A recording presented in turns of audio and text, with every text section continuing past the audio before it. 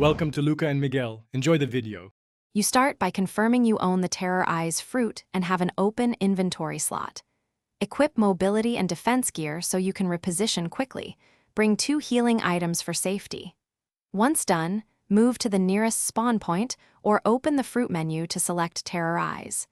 You'll activate it immediately, so make sure your movement keys are comfortable. This first step prevents wasted charges and ensures you can chain abilities while staying alive. Don't linger out in the open. You now combine Terror Eyes mobility with its crowd control.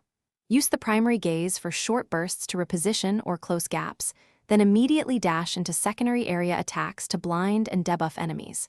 Chain abilities with about a half-second pause where needed to avoid animation lock. This keeps pressure on targets.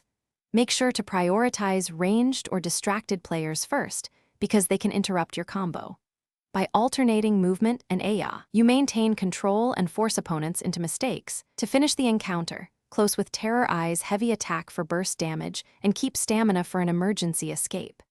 If you get stunned or combo locked, rely on invulnerability frames for movement options, pop a heal, and disengage immediately. Not every fight should be forced.